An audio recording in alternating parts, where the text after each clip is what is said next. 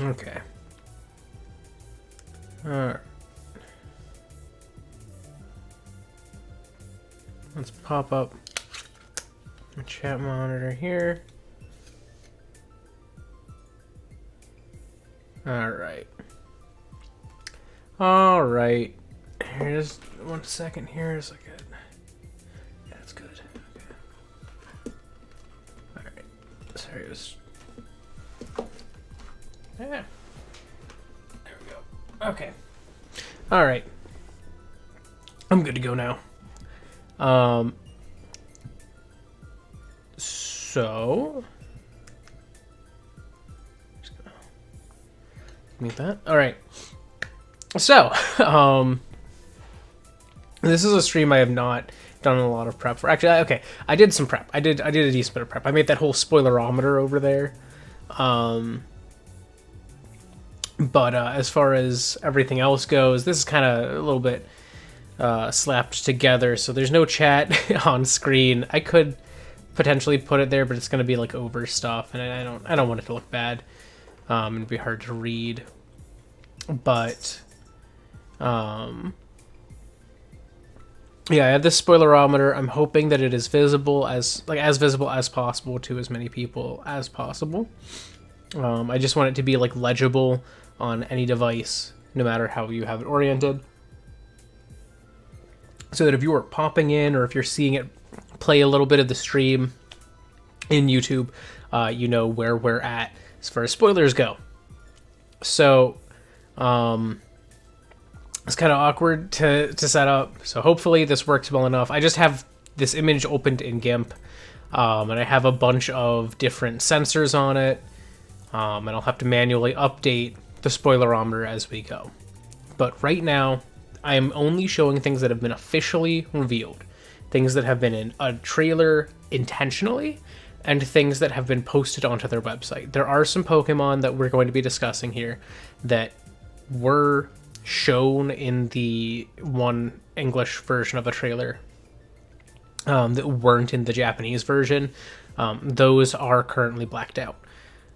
So, as you can see, I have a pretty significant set of things to go through here. 9 of them are on this image. The last one will be when I open up the spreadsheet. And that has so much more information, so be warned, that has a ton of stuff. But, you know, at the same time, you could literally be watching someone stream this game right now. It is available if you live in Australia or Japan, or if you have a Nintendo account that is associated with one of those regions, and thus you have access to their eShops. But, anyways, this is everything that has been officially revealed in the games. So, I'm not sure. Is my cursor visible? Oh, it is. Okay, good. Cool. So you can see, you know, we've got the 3 starters. Chonk, you know, Palmy, Smoliv, Fido, Greavard, Gimmighoul, Bellibolt, Satitan, Armarouge, Ceruledge, Grafaiai, Wiglet, Cloth, Cyclizar, Farigiraf, Koraidon, Miraidon, Great Tusk, Iron Treads, and just because it's not, you know, part of these sets of Pokemon, Pouty and Wooper. So this is everything that's been shown, as far as I know. I might have accidentally done one. Each of the next sets, so after I do the starters, each one is about 3 lines worth, except for late decks. Late decks does not include any legendaries or anything like that, so it stops there. But yeah, I'm just gonna dive into this, and start kind of discussing my opinions. And also, once again, I don't know if this is audible to you guys. It's very audible to me. There are chainsaw noises. They do be chainsawing and doing stuff, like, this time closer to my house. So it's probably more audible than last time. So if I ever am reacting to that, that's what that is. And I disconnected. Okay, I'm back. Alright. It's scaring me, OBS.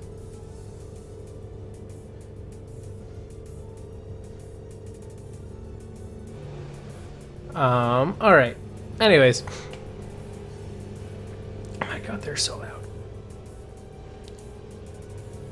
Yeah, it's sitting at like minus 30, and I feel like it normally was like minus 40. So they are like a full twice as loud as they were last time. But that's okay. We'll deal. So I just have to swap this out. This is kind of just done as like a series of pictures that I can swap between. Alright, Spoilerometer has officially moved to starters. So I'm going to zoom in as well as I do this. I'm going to move things around a bit as needed. But starter lines, look at them.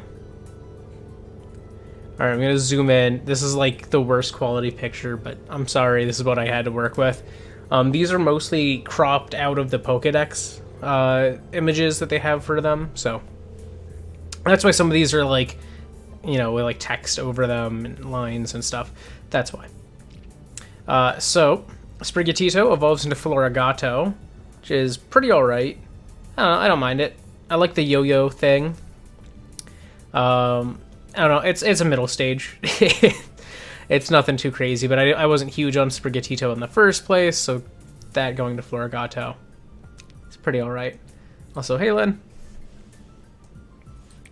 Meowscarada, I don't know, I'm mixed on Meowscarada. I don't like the shape of its head. It's Cinderace for me. It's the same issues I had with Cinderace I have with Meowscarada. I don't like the shape of its head. The mask is fine, but like the weird like downward hair tufts, not a huge fan of. I don't like the puffy sleeves. I don't know. It's okay. Yeah, I agree. I think it would have been better if they kind of took it in more of a ninja direction. Supposedly it's like a magician. I don't get that when I look at this. This doesn't give me magician. I don't know.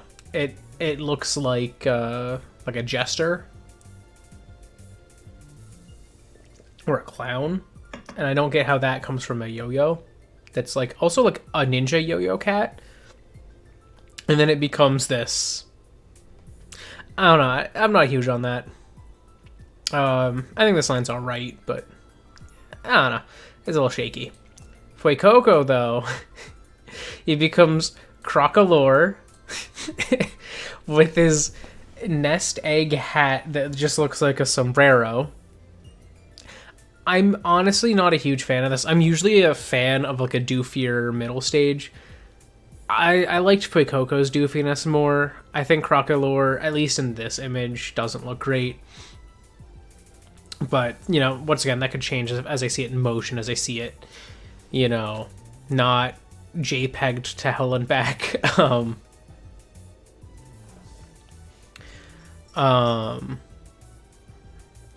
yeah. Not much to say on that one, really. It's okay. The images we had for it were awful for a long time. This is like the best I've seen. But that goes into Skeledirge, which I don't know how you go from this to this in a single evolution, but thank God it does. Because, well, this isn't necessarily my favorite. Like, it's a bit more angular. I like how round this one is and this one is. So this one being a bit more angular, I'm not huge on. But this here is so much better than this. Like, Fuecoco is still my favorite from this line. But if this is, like, S-tier design, and this is, like, D-tier design, this is, like, B. Like, B-tier design. And I don't know how you go from D to B that fast. He has Ludicolo energy. It's the sombrero aesthetic, you know? Though, I don't think Lotad's in this game, but if it was, I would totally want a Crocolore Ludicolo combo. I just think that would be fun. But Skeledirge is a singer. I don't see it necessarily. But to be fair, it's supposedly tied to like a like a folk story, you know, like I don't remember where from. It might actually be Mexican, it might be Spanish. But like there's like a like an alligator or a crocodile with like a chicken on its head. So maybe that has to do with singing, and that's part of where that comes from.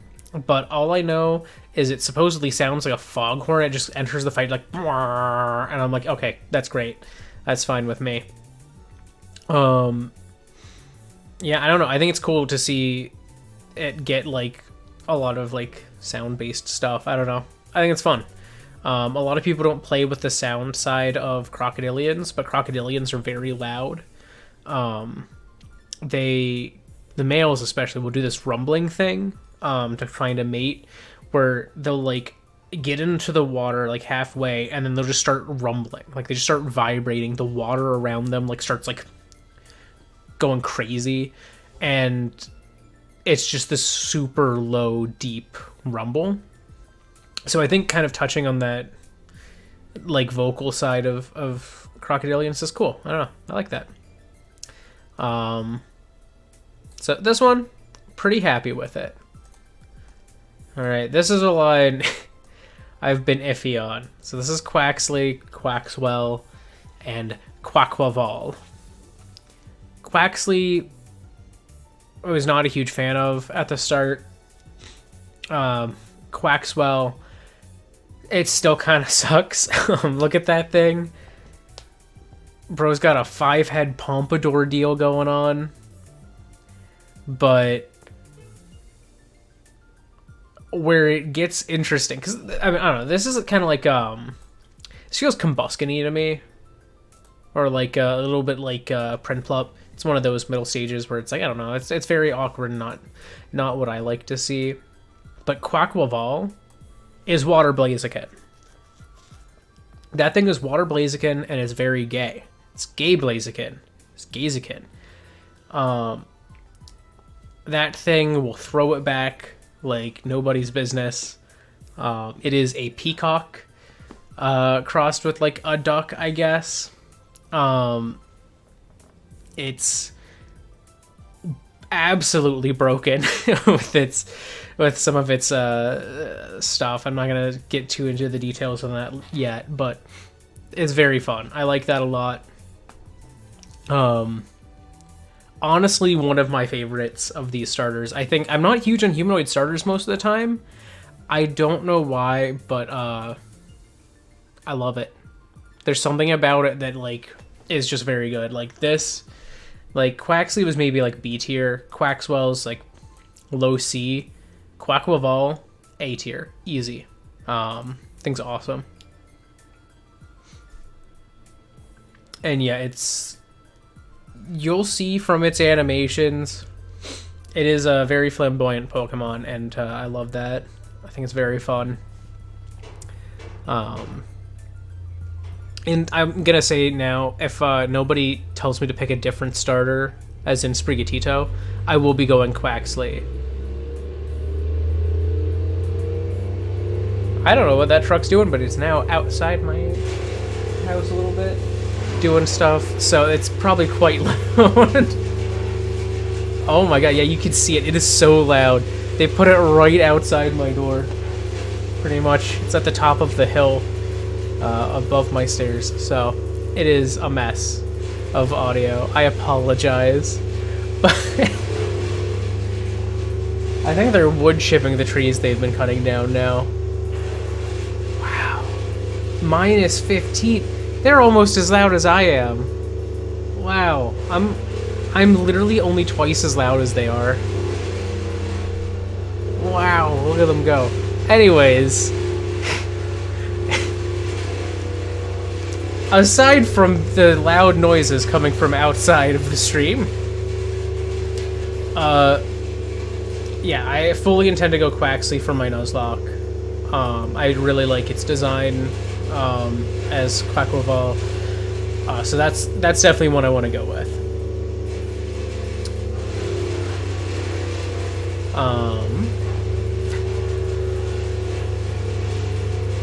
Wow.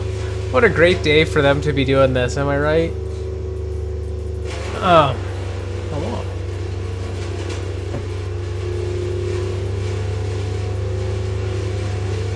Okay, a second. I'm gonna jump into the early deck because I don't have much else to say on those.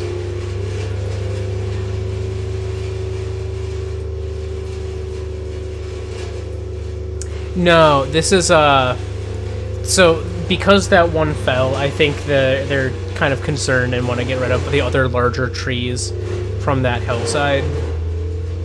So they've, like, some people have been doing it themselves, but currently there's like an actual professional company here cutting down the ones that are closer to the lines, and I think right now they're basically wood chipping them. So it's not the one from the storm, but it's people cutting down the other ones nearby so that that doesn't happen again. My guess is that they're concerned that if there's a lot of snow this winter, one might fall, and it's very difficult to, like, you know, fix that in the winter. So, yeah. Alright, I'm gonna up my spoilerometer here. Wow. It's so loud. Alright, let's up the spoilerometer. Level 3, we're going to the early decks. Alright, ready? Go. So there's a lot of new stuff here. First off, the area, like the regional, like early route flying type is Wattrel and Kilowattrel. I don't know, I think they went fine. Nothing too crazy. I'm not sure what type of bird they're based on, but I think the designs look fine and a little bit simple, but it's a starting area flying type. I don't think it needs to be that amazing. But yeah. They are electric birds. I don't know what else to say. There's they are birds that have a little bit of yellow on them. It looks like they might be waterfowl, judging by this. I think people had said they might be seagulls. I think there was leaks that there was a new seagull Pokemon, and that might be what these are. But yeah, they only have 2. This is Spearow Fearow style. You get 2. I don't know if there's anything special about them. I guess we'll see if we, you know, when we get to the part 10 on the spoilerometer. Nimble and low kicks. I think Nimble's cute. I don't really know what either of them are going for. I don't quite understand their designs. I think I'll need to see them in motion to better understand what the plan is with those and, like, what they do. But I think Nimble's cute. I think Low Kicks is pretty cool. For a 2-stage early bug type, not bad, honestly. They're not usually this cool. I will say that. So, that's cool with me, I guess. Judging by the name, I imagine Low Kicks can kick stuff? Maybe? I don't know. Are those back things? Are they wings? Are they legs? They look kind of like they're supposed to be legs, but they don't extend out. Maybe those kick? Maybe? I don't know. Squawkabilly. I have no idea if this is like an early area Pokemon, but it is the normal flying type single stage for the game. It gives me big Chatot energy, and it has a variety of colors. I think it's alright. This one was one that was in the initial leaks from the one trailer. I don't know, it's alright. Low Kicks, I could see getting a 3rd, but I feel like for a 2-stage Pokemon, this is pretty good. Like, it feels like somewhere between a 2nd and a 3rd stage in design. I'm kind of surprised there's no, like, Cocoon or something. Like, I don't know. For, like, a starting area bug type, this feels satisfactory to me. If it was, like, later in the game or had, like, better stats, I might be like, okay, it should have another. But I think for now, I'm okay with this. Again, that might change as I see it in motion and see it in game. But Squawkabilly here, it's alright. This one was in the one trailer. We saw this icon. I don't know. I have no real affection for it. I think it's okay. The Pompadour is funny. But this is what Lechonk and Oinkalone. So when people said that the evolution, like the female evolution, was going to be like putting lipstick on a pig and it was going to be hideous, I thought they were saying it was going to be like hideous. This thing looks fine. I don't know, it looks like a pig. It looks like a pig with a little bit of makeup. I don't know, I kind of like it. It's pretty basic, but it is a 2-stage starting area normal type. Like, this is like Rattata to Eradicate levels. I don't really care that the designs are a bit more simple. It would be funny if it was like, if it had more Lechungus would have to be a rabbit, though. I'm just gonna say that. Alright, I'm gonna go like this so we don't get more visible than what I'm talking about. Because I've actually had more on screen. But yeah, I don't mind Oinkalone design-wise. The name's okay. I prefer Lechonk's name. But, I don't know. I like it. It's fine. So here we have Tarantula and Spidops. This does not feel like a first stage to me. He looks like an old man. That's what when I saw this thing, I thought this was the second stage to something. And that it was meant to look like an old man. But no.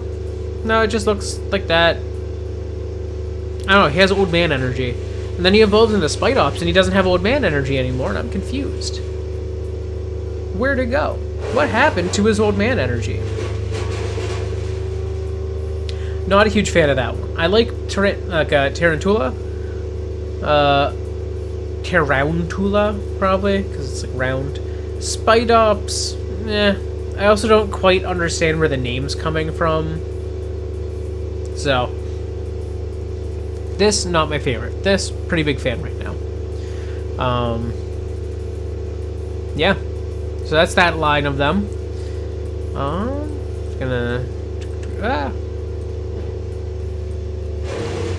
So here we have Palmy's line. So you got Palmy, Palmo, and Palmot. This line I am very conflicted on. I really like Palmy. Palmy is great. I think its design is very good. I think Palmo, it's okay. It feels like it just gets bigger. And I'm not a huge fan of that. I don't like that it just gets bigger. And then when it evolves into Palmot, it does it again. Like, what? What was the design philosophy on these three? Like, Palmy's so adorable. Palmo is a smaller jump than Pikachu to Raichu, Pichu to Pikachu, like any of those. Palmot from there is another tiny jump. It does not feel like it's enough. They need to do more, I feel. I wish that there was more change. That said, if I was to remove the fact that these are evolutions, I think they are fine as Pokemon. But yeah, I definitely... I don't like that they just get bigger.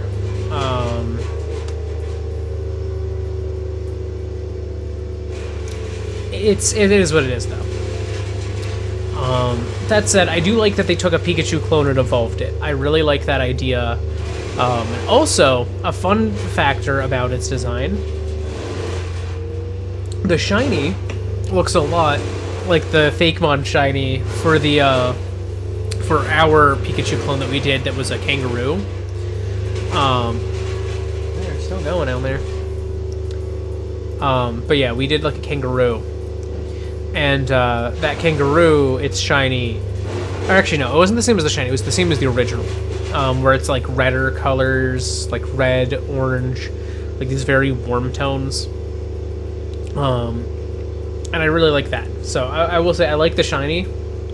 It's better than Pikachu's line's shinies, so that's cool with me. Evolutions, they're pretty lame. Going to Smoliv, though, I forget what the name is. This has been revealed now. This is a bit of an older image, but it's the only one I could find that had all of this put together like this. A Smoliv, Dolliv, and whatever that is. I don't know. I love Smoliv. I'm not against Dolliv. I think Dolliv's alright. I don't like the last stage. At least not right now. I haven't seen it move. So seeing it just as it is here, not a fan. Seeing Smoliv and Dolliv, they're fine. I prefer Smoliv. I think Smoliv is my favorite. And it's fun also. Here, wait, let me... I can pull up the thing, actually. I do have the spreadsheet here. Smoliv and Dolliv evolve into... Arboliva. Arboliva? Probably Arboliva, because it's an olive. So like arbor and olive. Very interesting ability, if I remember correctly. But I will discuss that later. But the arms on it are kind of weird. I don't know how to feel about that. I don't like the whole just like outstretched arms, but I guess it's meant to resemble kind of like, you know, olive branch stuff. Yeah, Smoliv is the only one on this line that I really am attached to. The other two are okay. And I kind of had a feeling that was going to happen. Having seen Smoliv, I'm like, there's no way this evolves into something that I like as much as I like Smoliv. Unfortunately, that was the case. Going over here, though, we have some Pokemon that were also in the trailer. Tarantula might have been, but we have Knackley, Knacklestack, and Garganacl. Knackley was in the trailer. This is the icon for it. That's what we saw. Knackley, I'm not a huge fan of. I think it's too basic.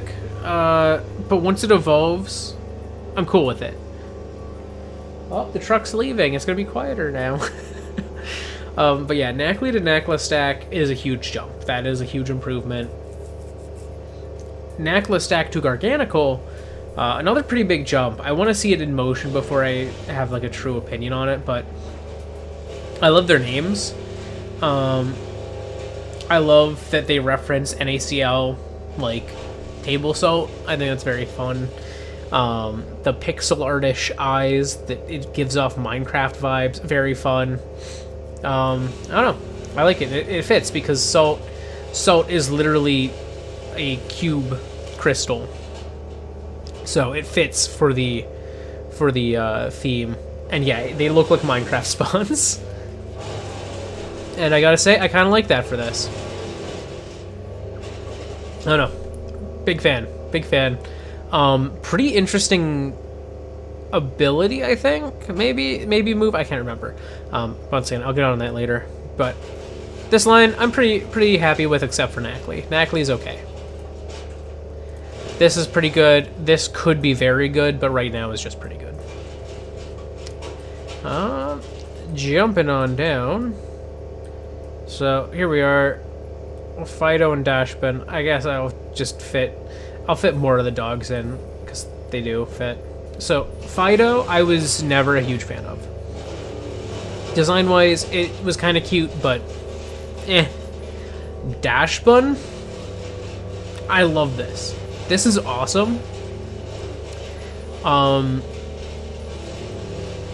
have more thoughts on it other than what I can say on this level of the list, but oh man, not great, very good. Good boy. Goodest boy of the line by far.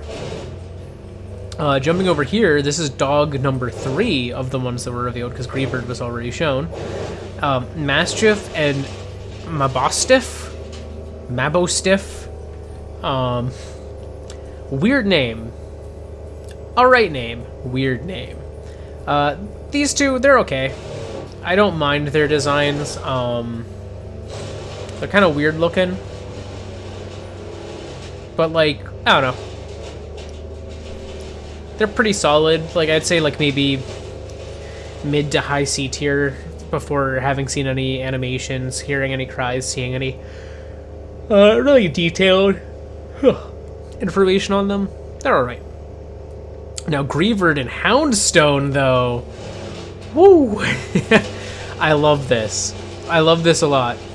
I love that the face keeps the same overall outline. I love that the candle to the tombstone fits. I love the fact that it just becomes a skeleton version that's bigger. I've seen the shiny and I love that. This line, very good. Some of the best dogs in Pokemon. Love them a lot. Probably my favorite dog line. Like, over as far as consistency goes. Dashbun is very good. These two are phenomenal. Love them. Okay. Phenomenal. Love me some Houndstone. Love me some Greavard. Excited to see them in game. Very fun designs. Now, jumping over here. Here, I'll just do this. So we got Flittle. Screw it.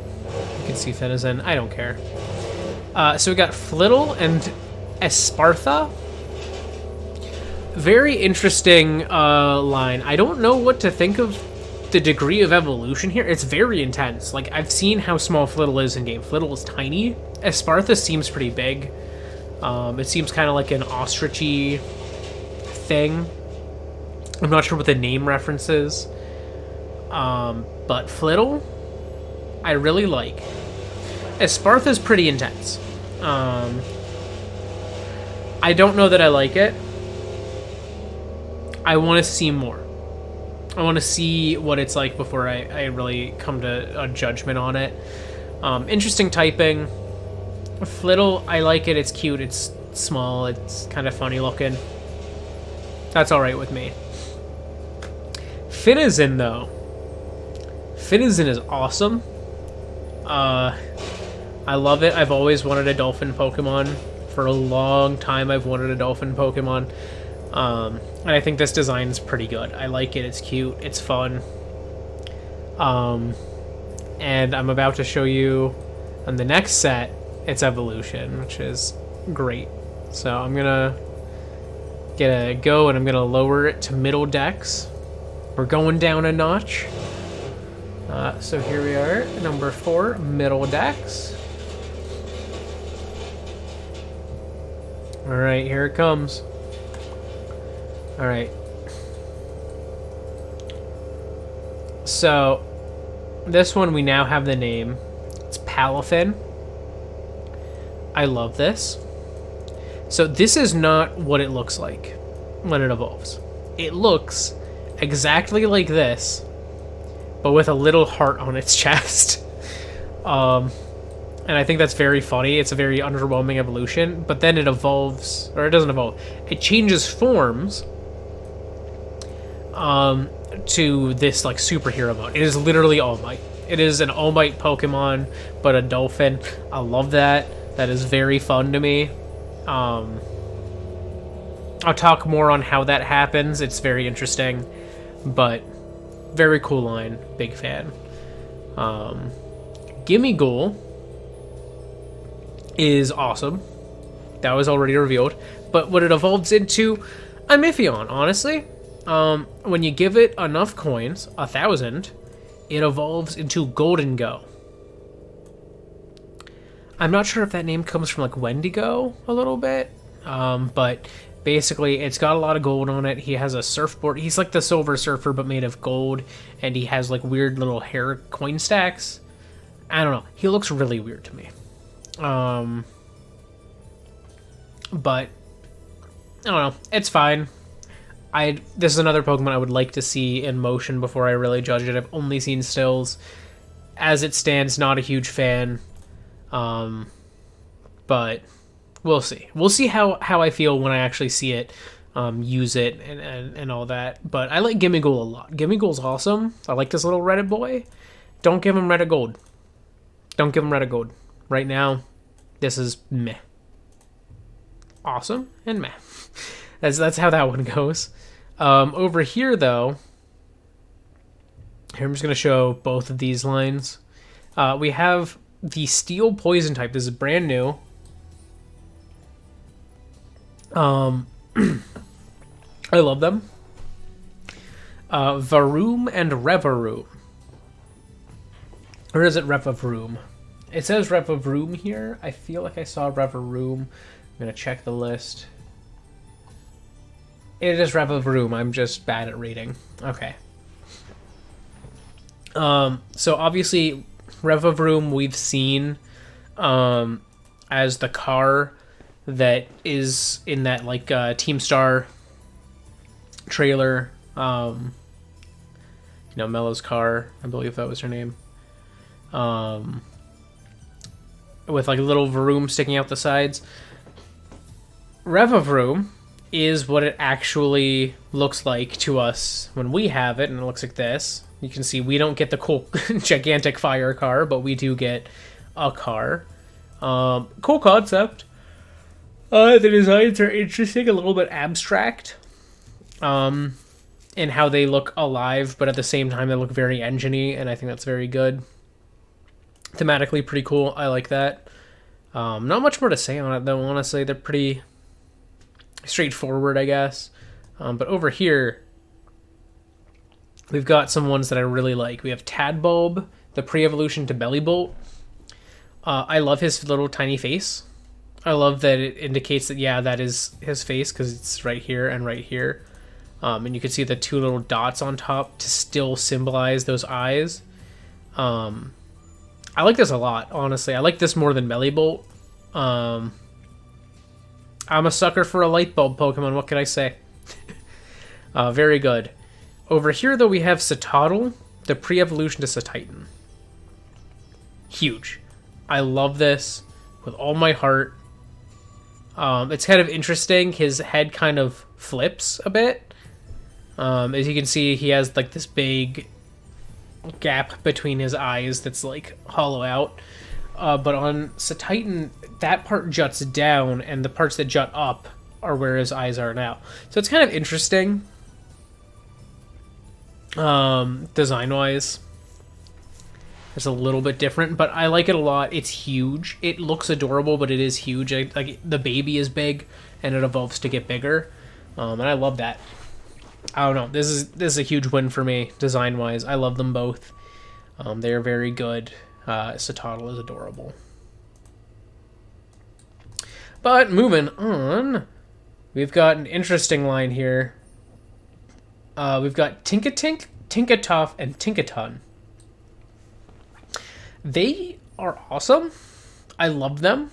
They are adorable little fairy steel types that smack around stuff with hammers. Like, I don't know. I love it. I think my only gripes are that, like, I don't know, like the baby is kind of bland. The bodies don't change much. Like the hair they have gets more detailed and like more intensive, but their bodies are kind of all the same shape, just slightly different proportions. I'd seen Tinkaton first. Tinkaton was the only one I'd seen for a while. And so yeah, seeing all three, I prefer Tinkaton still. The others are all right. I don't know, they're yelling out there now. But yeah, this one, very good. These two, they're all right. I like this a lot, though. Dondozo, I love. I love this gigantic catfish-looking dude. I hope he's not tiny. That was my biggest issue with Whiscash. Was my first time actually being able to use Whiscash was in Gen 4. I had one on my Diamond and Pearl team. Or maybe not. It might have been a Platinum team. But I had one, and the back sprite made him look pretty big. And I was like, wow, he looks so big. And then I put him in Battle Revolution, and I was like, oh, he's actually quite small. I'm hoping that Dondozo here is actually big. He looks big. I want him to be big. If he is big, good. Very nice. I like that a lot. Over here we have Relor and something Scarab. What's your name?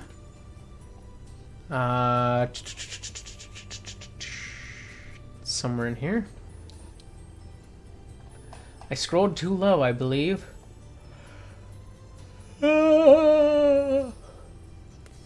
Okay, Rabska. So, Scarab, Rabska. Which is weird because this is roller backwards and then this is Rabska. So Scarab, but you just swapped the two syllables. Design wise, I think they're fine. I'm happy to see a dung beetle Pokemon has finally made it in. I've wanted one for a while. I designed one. It's awesome seeing one actually make it in. I wish it was a little more like what mine was, where the dung was used as armor, but this is still pretty good. Not against it. This one, not a huge fan of. It just gets bigger. Bramblin and what is the other one called?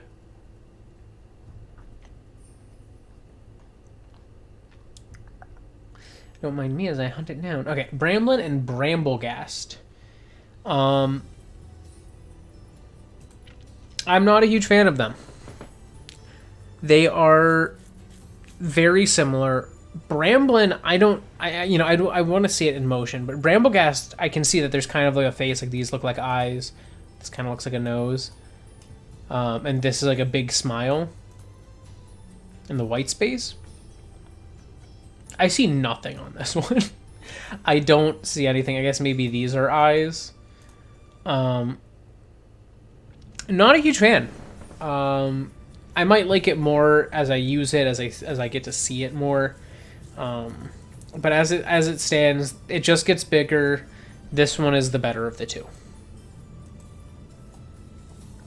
Capsakid. Not a fan. This thing looks really weird. Not much more to say. Not a fan of it. It is okay at best. However, it evolves into Scovillain. That thing is nuts looking. I think it's kind of hideous, but it is much better than Capsakid. I also like a grass fire type. Both of them are grass fire. I don't remember if this one says it here. Yeah. This is grass fire, I believe. Not just grass. Let me confirm that in the list. Is he up or is he down? He is up. Yeah, he's grass fire. So this is not correctly indicating his type. He's not pure grass going grass fire. He is grass fire. I like the typing. Not a huge fan of the designs yet, but maybe in motion they'll kind of sway me. But I do like two heads. I like a Pokemon with multiple heads, so that's cool with me. Flamigo is very basic. Bro is a flamingo. I don't know what else I could say other than that. That is all it is.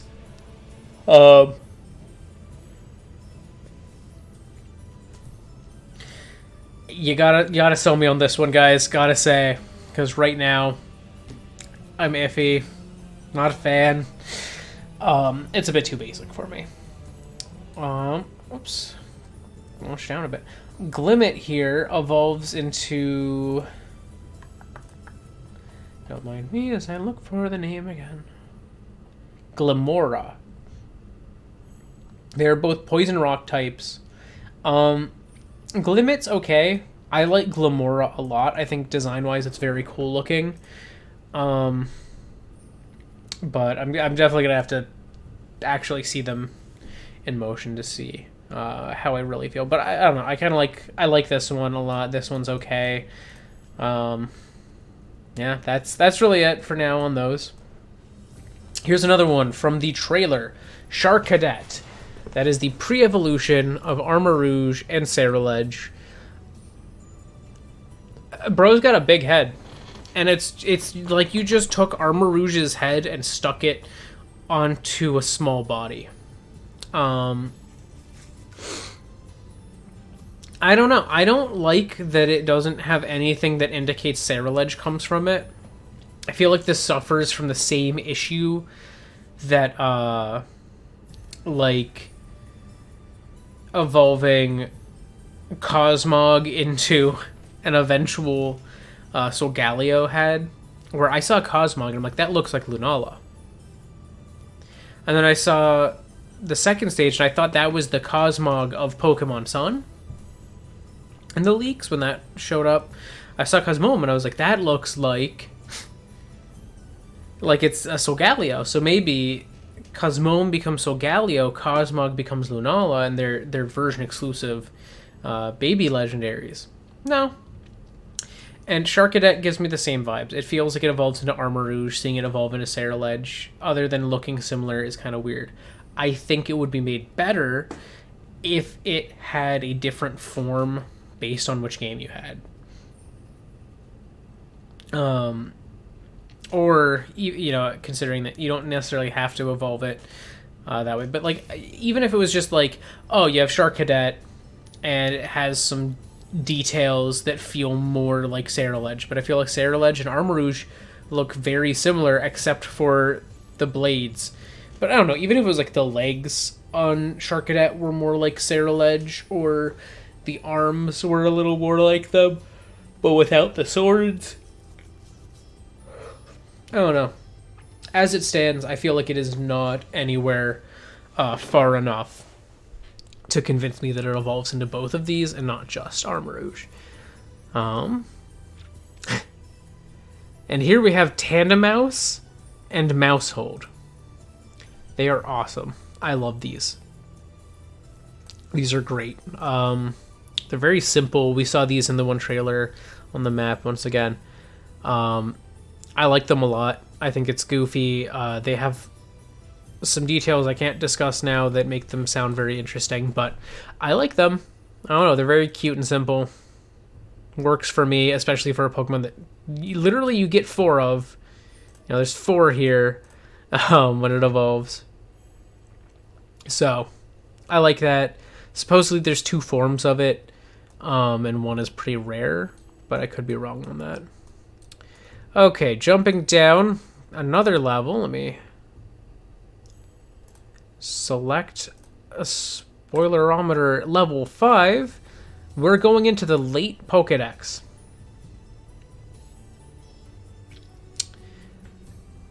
Boop.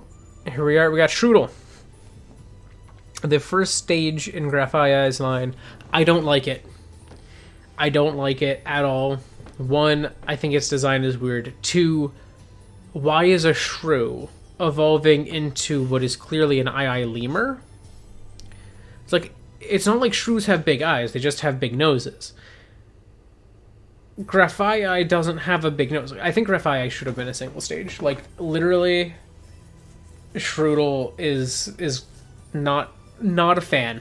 As it stands, maybe it'll win me over, but right now, I do not like it. Grafaiai is so much better.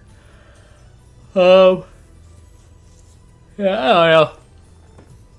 Not much to say. Strudel kind of sucks.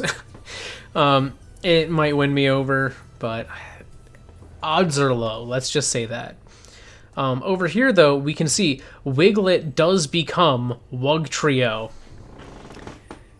Everyone rejoice. It is confirmed. I did not want it to become Wugtrio. I wanted it to become something very much its own. Like, I wanted the first stage to be where it felt like you'd had convergent evolution. I was hoping that when it evolved, it wouldn't feel as redundant.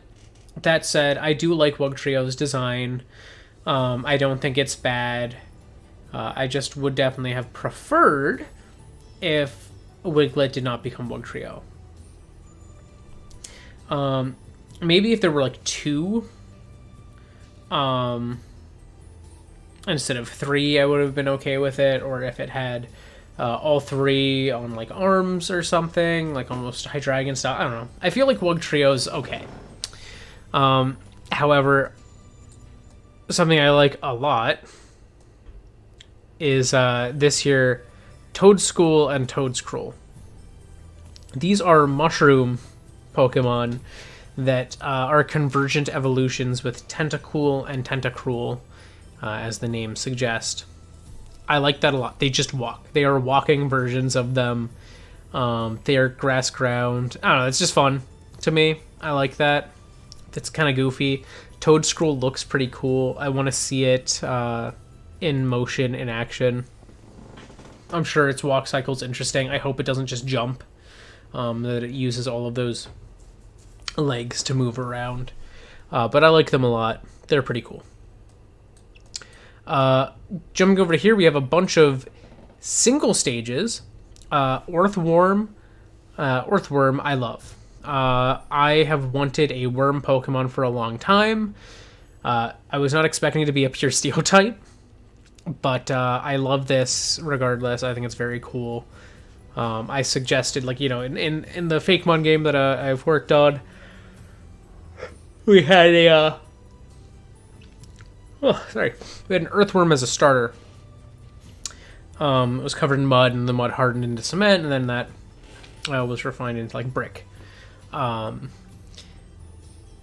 it was an earthworm, and I took like the mud aspects.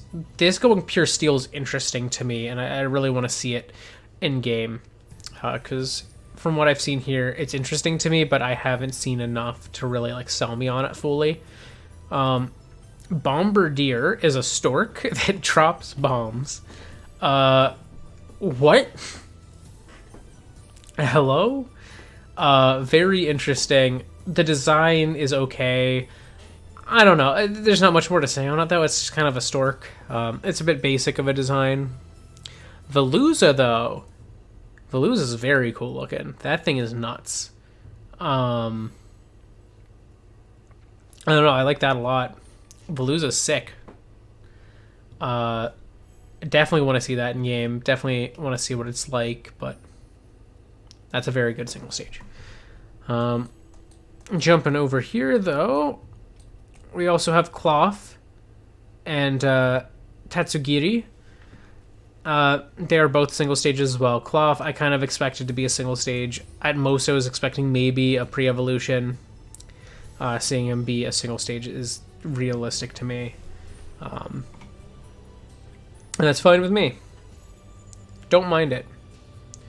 Tatsugiri is kind of interesting, and I'll tell you why in a little while, but that will depend on the 10th set, because there's some interesting stuff going on with it. So I'm just going to jump over to here. This is the region's pseudo-legendary. And this has been kind of iffy for some people. I know not everyone's a huge fan of it. This I'm not a fan of. I don't like Arbolavia. Not a huge fan of that. This is okay. This is just Godzilla. I like Godzilla. I don't know. I see this and I'm like, this is pretty cool. I want to see the face. This is not a very good image of it. I can't get a lot of detail from it, but I like this a lot. I want to see what it looks like in game, and then I can make a final decision on it. Here we have Cyclizar. You've seen that. But here's some interesting things. These are regional evolutions. So, Annihilate, which I believe is misspelled here. I believe it has two N's, like Annihilate. A fighting ghost evolution to Primeape, Clodsire, the evolution to Pouty and Wooper, and Dunsparce, the evolution to Dunsparce. I love Annihilate. It feels a little bit too samey to like the evolution to the evolution to Galarian Corsola, like Cursula. It's a bit too similar to that. Where Clodsire, though, feels good. I don't know how else to describe him. He's good. I loved Quagsire. I still love Quagsire. So that going into an evolved form where he's just he's just now like horizontal Quagsire. I think that's funny. Big goofy doofy. I enjoy that a lot. Dunsparce, a little bit basic. And quite literally kind of just gets bigger. He gets a segment, and there's another form that's very rare that has a third segment. It's goofy. I don't know. I like it well enough. I was not expecting Dunsparce to get something that looked awesome and epic. Dunsparce kind of thrived on being stupid looking, and sure enough, they stuck with it. I don't know. I like Walking Tentacle. Look at him. Look at Walking Tentacle here. He's goofy. My dude's just one of them, what is it, the rambling mushrooms from Earthbound. And this is just sick. This is awesome. I like this a lot. But that's just because Tentacruel in general looks awesome. So if you did anything with Tentacruel, I'd probably think it was awesome. Anyways, let's finish this off. We've got Farigiraf and Kingambit. Farigiraf, we've seen. Kingambit, we have not. Kingambit is the evolution to Bisharp. I always wondered, why does it go pawn to bishop and then stay there? Now we have it. Bro just becomes the king, and he sits. It's a very interesting one. I'll talk more about why later, but it's very interesting. I do like that. I don't know that I would say Clodsire over Quagsire. I think for me they're even, but they're both very good. They're both very good. So now we're starting to hit legendaries. So I am going to transition to Spoilerometer level 6. Ding, ding, ding. Minor legendaries. Here it comes. So we're going to look at the legendary, not trio, quartet. That's right. And they all have names. All of the names are in Chinese. From what I understand, at least that's how it appears to be looking at it. So I'm going to read off the names here. I might get these kind of wrong, but we've got Tinglu, which is that first one. The next one in this image is Chiyu, which I don't know. It's a fish. Then the next one here is like Chanpao, and then the last one is Wochiet. I don't know what to say about Tinglu here. Bro's kind of interesting, very weird. Supposedly it's a deer. I don't see a deer from this. I don't know. But supposedly it is a deer. This is a fish. Bro is a fish. Not much more to say on that. This one is kind of like a saber-toothed cat and a ferret combined. It's okay. This guy's where it's at. I think this one's actually one of my favorites. This is my least favorite. This, though, I love this. Bro is a big-ass compost snail. What? I literally had 2 compost Pokemon in my set that I did of like fake mod designs for October last year that ended up extending well into this year. So, big fan of that snail. Yeah, and I would say that is the other issue. I feel like none of these feel like legendaries, except for maybe this one, because this one's kind of like crazy, and this one. This does not give off legendary at all. Like, this could be a mythical, maybe. I don't have the stats to be a mythical, I'll tell you that. And this one, yeah, it's okay. This doesn't feel like a legendary, though. I agree. And then we got Koraidon and Miraidon. We've seen them. We're not here for them. But now we're getting into Great Tusk and Iron Treads territory. These are the Paradox Pokemon. So now we're moving a bit quicker. And so I'm going to grab level 7. Ding, ding, ding. Paradox Pokemon.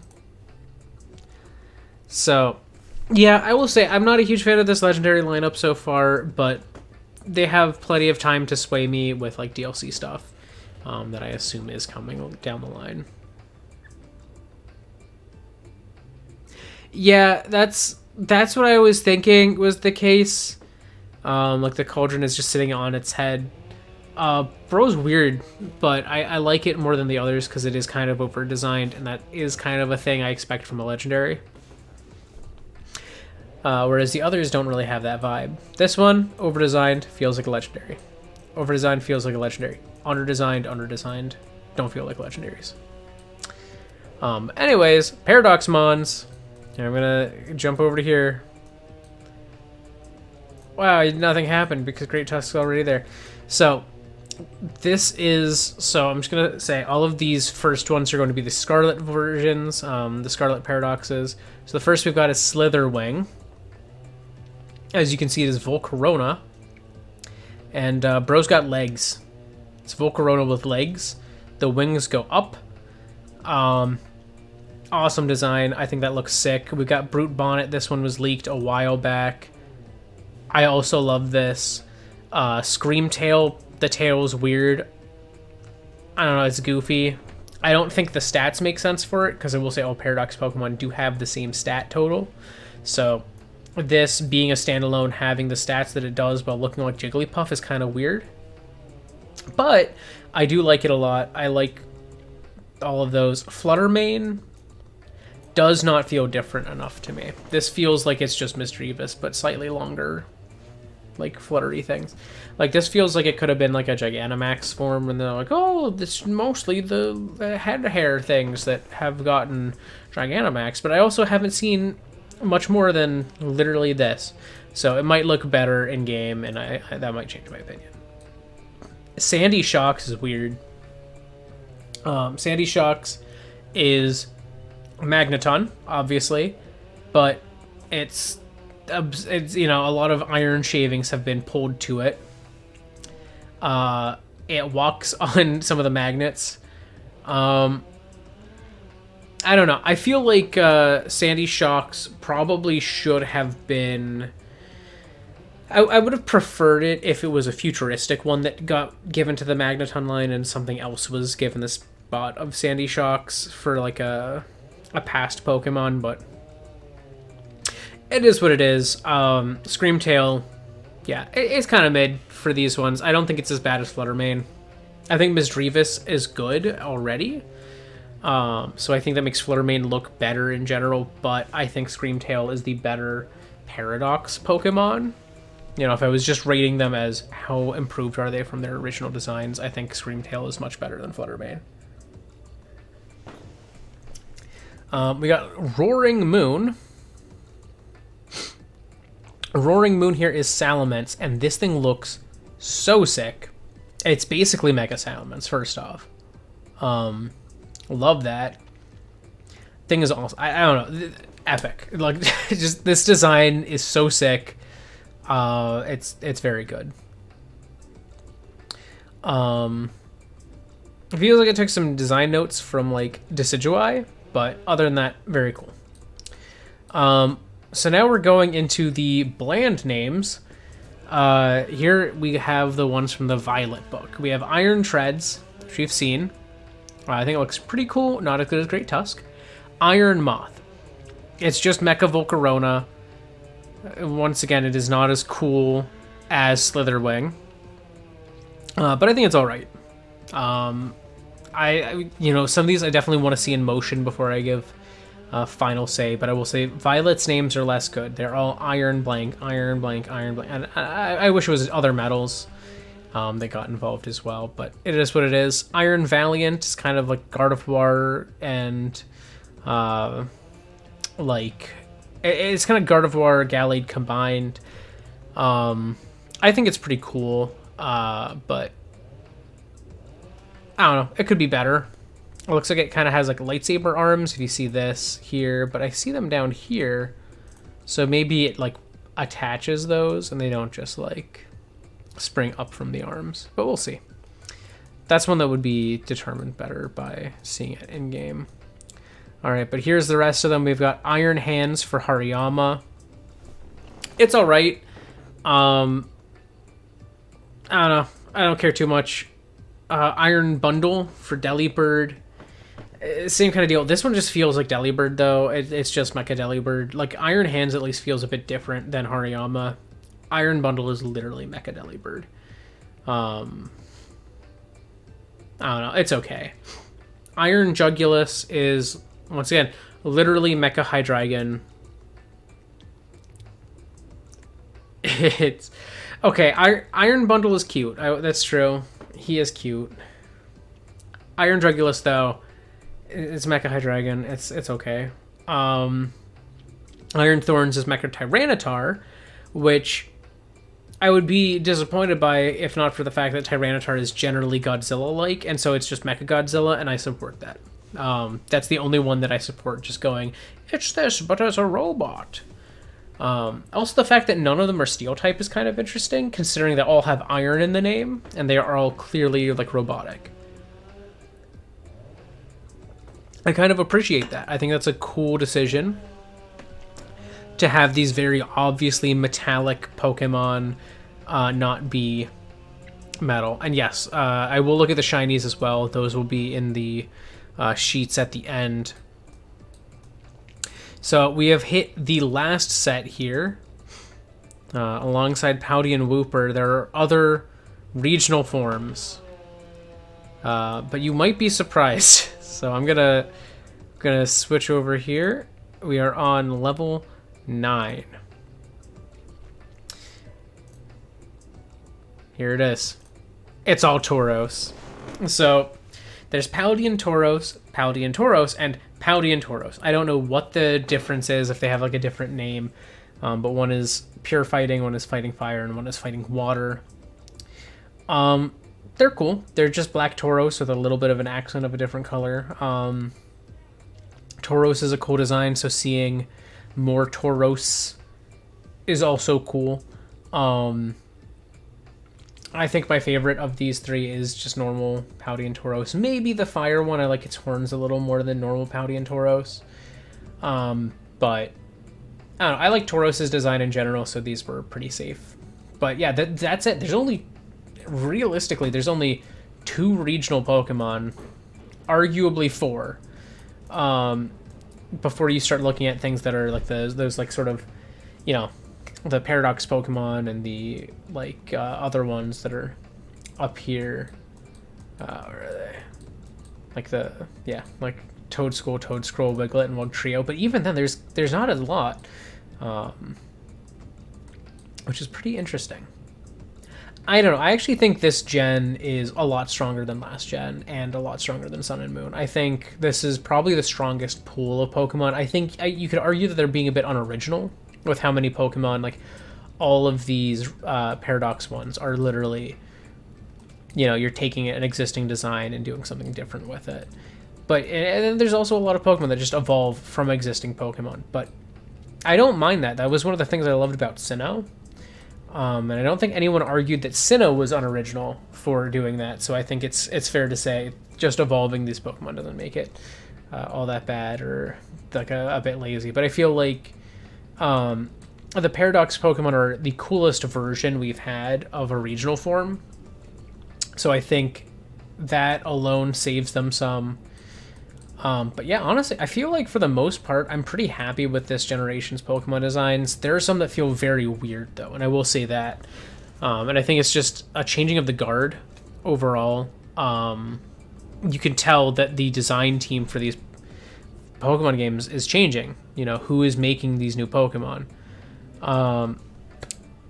It's very clear that has changed, and that we have a different set of people making these designs. Personally, I think that the better version exclusives are all in Scarlet, pretty much, as far as the Paradox Pokemon go. But I don't know. I bought Violet anyways, because I liked the font better. That's literally it. I didn't like the logo for Scarlet as much, even though Koraidon is clearly better than Miraidon. And the version exclusives are also better and more creative name-wise. But I don't know. I think this is a pretty good one. I think the least inspired line is these three, like Palmy through Palmot. But I think Palmy is good. Palmo is good. Palmot is good. Like, all three of them are good individually. I think they look so similar as it evolves. I think it just gets bigger. See, I don't see. This is where I am in the minority. I think both Armarouge and Ceruledge are very mediocre designs. They're some of my least favorite Pokemon designs in recent years. They're like easy D tiers for me. I don't like them, and I don't like the baby. I think I like Armarouge's armor more than I like Ceruledge's swords, but I do not like that line. But I know a lot of people love them. I just think they look like Mega Man characters, and I don't think that's what Pokemon should look like. But that's just me, you know?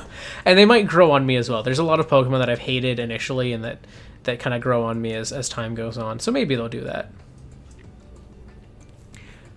But yeah, the prehistoric Pokemon are very awesome. I think they're the best Paradox ones we've got. But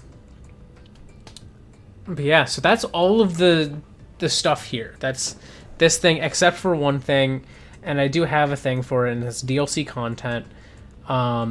This is so mild. There's nothing in it right now. There's potentially leaked sketches now.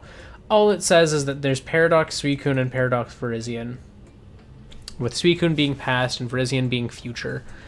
But yeah, that's it.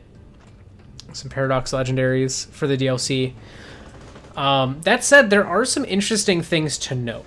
This is, as far as I understand it, not every Pokemon. There are Pokemon that are in the code, that are suggested to exist, that are not in the game right now.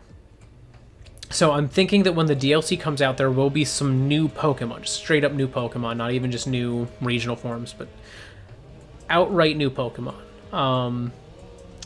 So we'll probably see that come up as time goes on, but we'll see. That said, honestly, I'm pretty happy with this batch of new Pokemon. Overall, I think for the most part, it's pretty good. I like it a lot more than Sword and Shield, and a lot more than Sun and Moon set. And I thought Sword and Shield had a pretty good set. Yeah. But exactly, yeah. That's my feeling on these two as well. Is they're great designs. They don't feel like Pokemon. If I saw these in a Mega Man Battle Network game, I'd go, "Wow, Mega Man Battle Network fans are eating."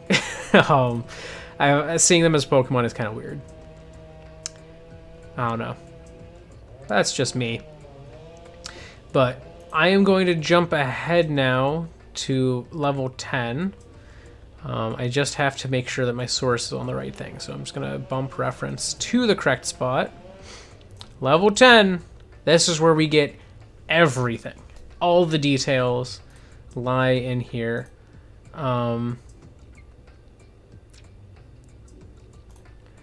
So first off, gotta do this.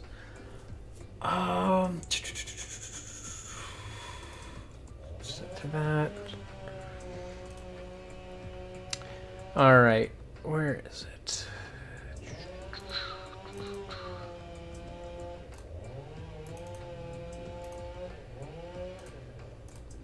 Okay. Switching over. Boop. Here it is. Okay. So this is the big ol' leak sheet. This is arranged by Roy Dadadu. All of these people have contributed some piece of information to it. So obviously these ones were leakers and leak organizers. So these ones, not as much here. But there was like some data mining done, translations on things. I assume this is like translation of the file structure. But yeah. And then yeah, this person brought in all of the images that you were going to see.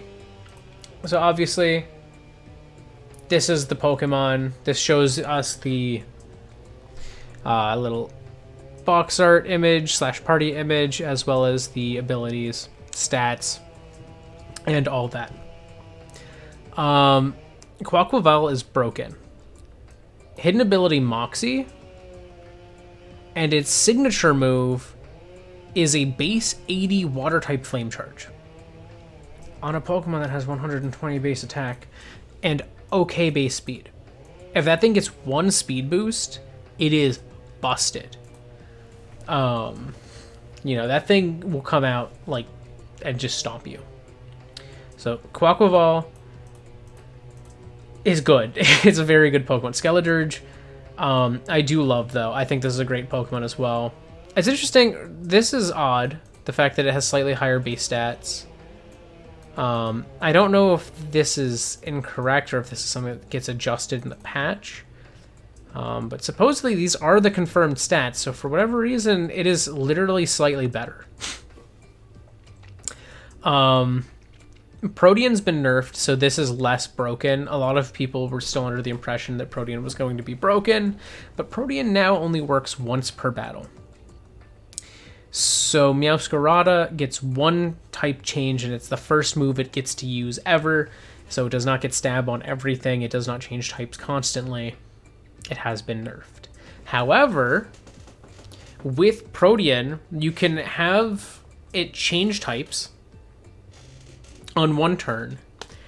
Then you can Terrastalize it and change its type again. So you can still change its type multiple times. I think that's something that should be stated. You can still do that.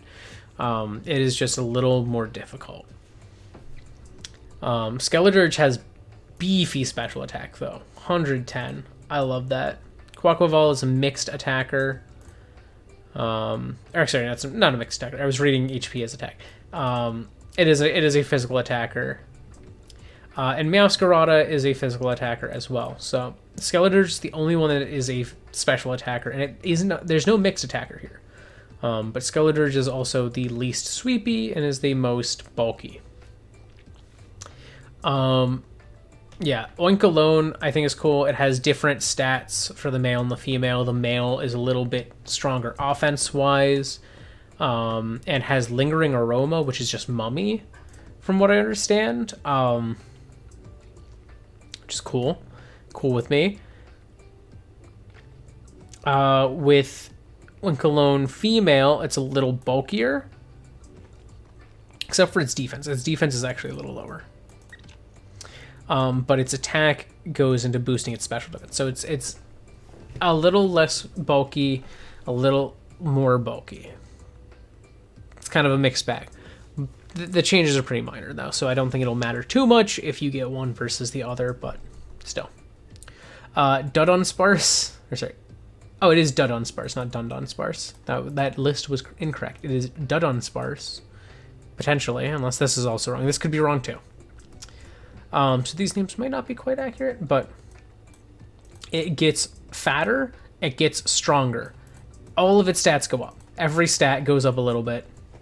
This is more than a Mega Evolution to Dunsparce would have done. So it's good. I'm pretty happy with that. No changes to its abilities. These two starting area bug types, they're not good. They're not good Pokemon. These ones a little better. Still not very good. Not very strong. They start about the same, though. This one, a little better. Just a smidge. Rabska has psychic stuff, and that's kind of cool. It has beefy special attack, which I would not have predicted going from Relor here, which literally has higher attack than special attack. So that's pretty cool, and it has decent defense for a starting area bug type. Houndstone, though, Sand Rush. Whew. This thing's gonna be fun. I like that.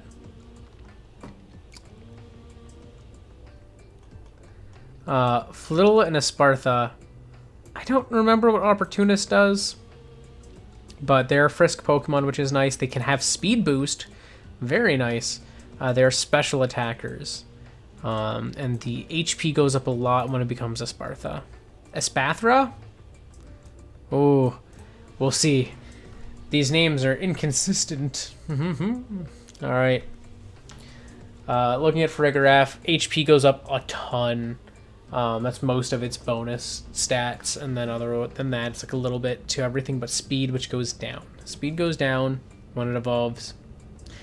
Not the best, but it is what it is. It has some beefy special attack, and it can still perform kind of a mixed attacker role. Also, the other thing to note, the Convergent Evolution Pokemon have the exact same stats as the normal ones. So Wiglet and Diglett have the exact same stats. Dugtrio and Wugtrio have the exact same stats. This is disappointing to me. I was hoping that Wiglet would have more HP, considering it is a long boy. Maybe higher special defense. Actually, no, the stats are different. Why is that? 245? Then these, I think, are the confirmed stats, because they were red when they were unconfirmed. Interesting. Almost the same stats then.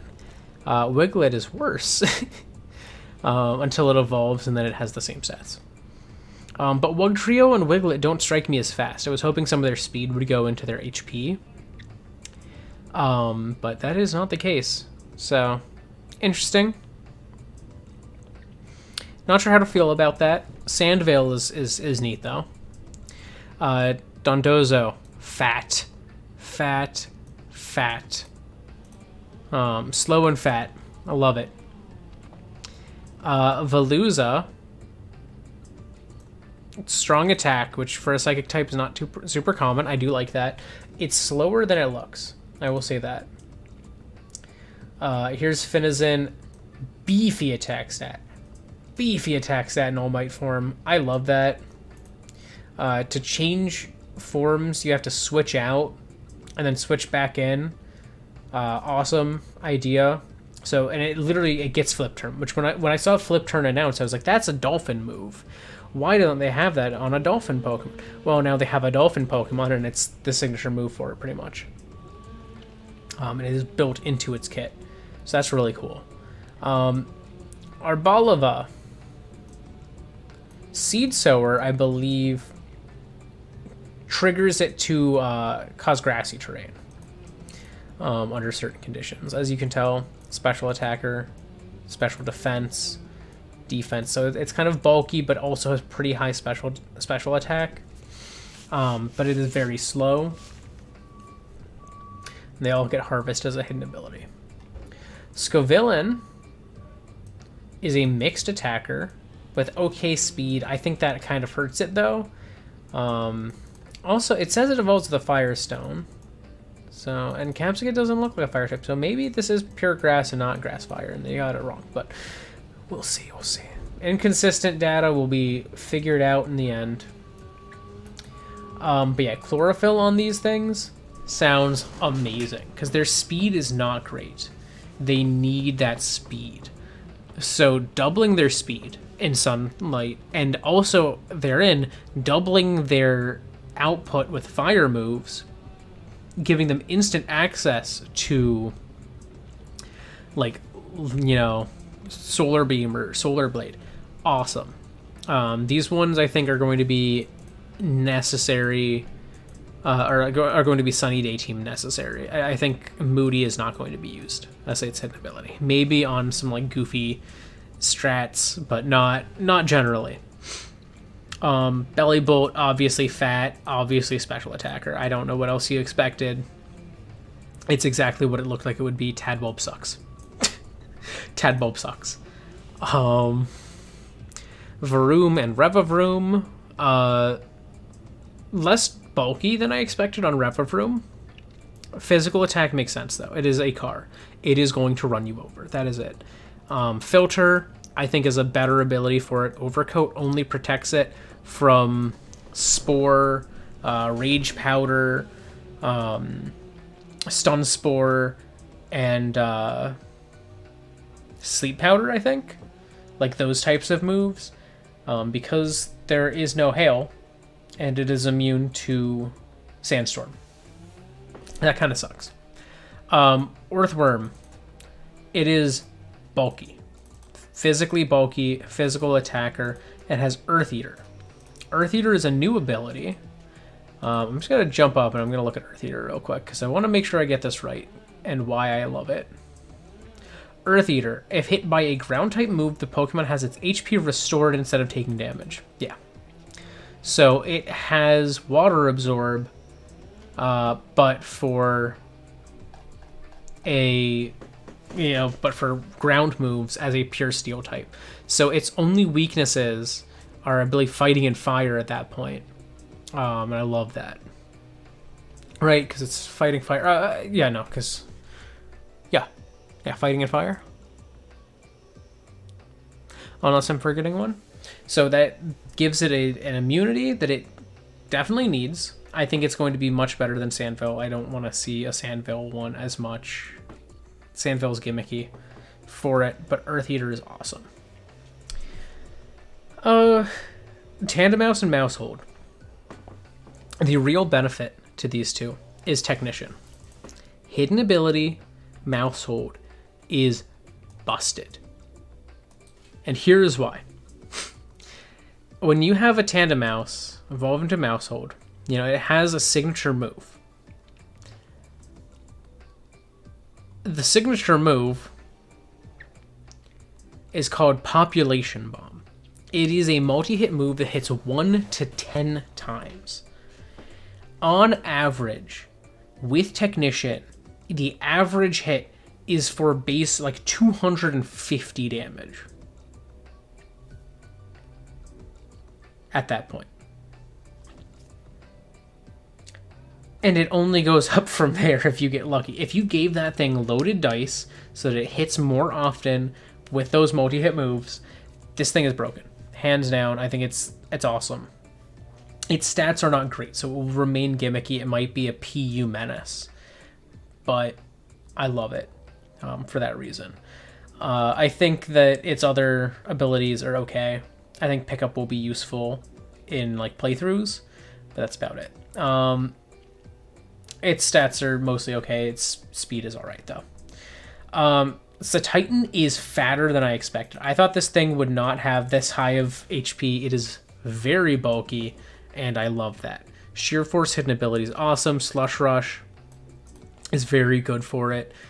Thick Fat is useful on those fire weaknesses. So I don't know. I think this line is just very good. Jumping ahead to the pseudo legendary line to get Thermal Exchange. I have to double check and see what that does. But physical attacker, pretty bulky, not the fastest, but not super slow. Pretty standard type of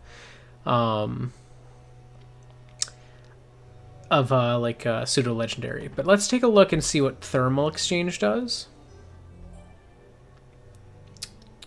Thermal Exchange boosts the attack set when the Pokemon is hit by a fire type move. This Pokemon cannot be burned. So that is big. You can't burn a physical pseudo legendary. And when it's hit by any fire moves, which are neutral against it,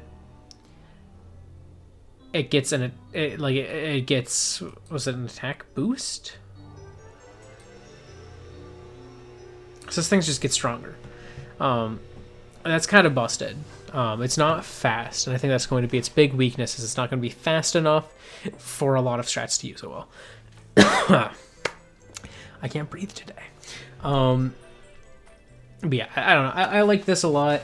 I know a lot of people are still iffy on it, but I'm very excited to see it and potentially use it. Tatsugiri here, though, is very interesting. Gets Commander, which is a new ability. Supposedly, what happens is that when you're in doubles, if you have a Dondozo and you have a Tatsugiri and they both come out together, or they're on the field at the same time, rather, Tatsugiri will go inside of Dondozo and will be in its mouth. How that works, I do not know. But I love that. I think it's very interesting. My guess is that it means that Dondozo will act like a substitute for Tatsugiri while they're both on field together. That is so dope. Cyclizar, as expected, is okay.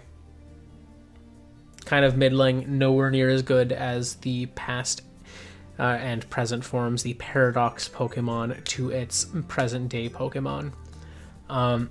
Pommeline getting Iron Fist as a hidden ability is awesome, especially when they are physical electric attackers. They are a Thunder Punch team. This also shows Pomo as part fighting type, and Pomot as not acquiring fighting type, but Pomo is the first one. That could be the case. I'm not sure. We'll see more as we get the games. But yeah, I don't know. I like Pommy more than the other two, but I think this line is all okay. They just don't change enough. Stats, pretty standard. Pommy has some pretty low stats. Wattrel and Tequila Wattrel, they get wind power. I forget how wind power works. Let me double check that. Wind power. Oh, sorry, that's Wind Rider. Where is wind power? Wind power. The Pokemon becomes charged when it is hit by a wind move, which is a new category of move. It is also procced by Tailwind. So it boosts the power of the next electric type move. So it gets charge. It's Electromorphosis, but it's specifically when hit with a wind move. So it's worse Electromorphosis, but that's fine. Oh, interesting. This raises the Dondozo. I guess it boosts its stats, maybe? On Commander? Okay, so back to Pokemon. Whoops. All right, back to Pokemon. So that's interesting that they have that. Stats, lean, special attacker, which I kind of like for a flying type. They have a lot of good special moves. It's good to see them be able to use it. This thing will be nuts if it gets both Hurricane and Thunder on rain teams. That thing will be terrifying. Bombardier. It gets a new ability as its ability, a Rocky Payload. It is a physical attacker. And otherwise its stats are pretty okay. I'm curious now what Rocky Payload does. So let's go take a look at this new ability, Rocky Payload. Rocky Payload powers up rock type moves. Oh, interesting. So it is a dark flying type that gets stab, I assume, on rock type moves. That is very cool. I like that. It's basically a 3-type Pokemon. And you can still terrestrialize to a different type and get your stab on rock type moves, which I can actually, no, because terrestrializing you get stab on your old moves anyways. So regardless, very interesting. Squawkabilly. Tons of abilities depending on forms. So it can either have Guts or Sheer Force as its hidden ability. It is a physical attacker and its stats kind of suck. I can't say I'm surprised. Intimidate's interesting for it. I guess the Pompadour. Flamigo can get Scrappy, which is cool. And Co-Star. Co-Star is interesting. From what I remember, if one of your Pokemon boosts its stats, so does Flamigo. Let me just double check that. Let's see. Co-Star, where are you at? Co-Star. When the Pokemon enters battle, it copies an ally set. So yeah. It's not every time. It's specifically when it switches in. If your ally Pokemon has had boosted stats, it will copy those. Potentially interesting. Yeah.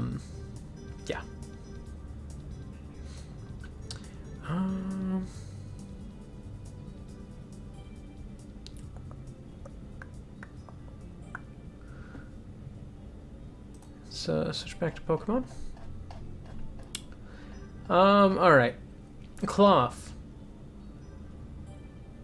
Anger Shell is probably better than Shell Armor. And Regenerator is alright. As you can tell, defense is its highest stat, followed by attack. It is, in fact, a rock type. That's how most of them are. Same deal when you look at Organical here. But yeah, it gets Purifying Salt, which is a new ability. Causes this Pokemon to take half damage from ghost moves, as well as a couple other things. I'm going to hop back to abilities again. Purifying Salt. This Pokemon's Pure Salt protects it from status conditions and halves the damage from ghost type moves. So Garganacl will not be burned, poisoned, paralyzed, or anything. And you take half damage from ghost as a pure rock type. So it didn't need a second typing to get that ghost resistance, and that's very interesting. I like that more than sturdy, honestly. The sturdy is obviously always good, but this thing is not fast enough, I feel, for that to be relevant. Clear body is alright. No stat drops. That's fine. But I think Purifying Salt's much more interesting. We've got, Glimmet and Glamora here. They are special attackers, which is great. I've always wanted to see a, rock-type special attacker. This is really cool to see. Toxic Debris is interesting. When hit with a move, it sets up toxic spikes. I think that's very good. I think Corrosion is arguably better, situationally at least. But I'm a big fan of Toxic Debris. I think it's very good. Graphia getting Prankster as a hidden ability is awesome. I don't like Strudel. I'm just going to move on. Fido and Dashbun. Well-Baked Body is awesome. Well-Baked Body makes Dashbun immune to fire damage. And it gets a defense boost when hit by fire-type attacks. That is so cool to me. So much better than Aromavale. Screw Aromavale. Well-Baked Body is awesome. This thing is defensive. It leans physical attack. I don't know. I like it a lot. I like it so much more than Fido. Mastiff and Mabostiff have Intimidate. I like that Mastiff has Runaway, which becomes Guard Dog. It's like it learns what it's doing. Beefy attack stat. Decent defense. They're up outside on the top of the hill again, right outside my door, and they're yelling now, so they don't mind them going, yeah. So yeah, we got Guard Dog, and I forget what Guard Dog does. Let me double check. Guard Dog. Boost the Pokemon's attack if intimidated, and items that would push it to leave do not work, like items and moves. So you can't kick it out, and if you intimidate it, it gets a boost to its attack instead. So this is a great counter to literally its other ability. I think Guard Dog is the better of the two. Situationally, I think Intimidate is obviously very clutch in a lot of situations, though. I forget how Stakeout works, but it has been around. Bramblin's interesting. It has Wind Rider. I believe that boosts its speed anytime it's hit by a wind move. Let me double check that. Wind Rider. Oh yeah, also that was a sharp defense boost on Well-Baked Body.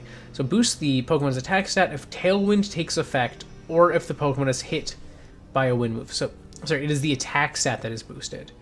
The Pokemon also takes no damage from wind moves, which means that a lot of special attacker flying type moves do not hit these two, which is super useful against Pokemon that have like Gust.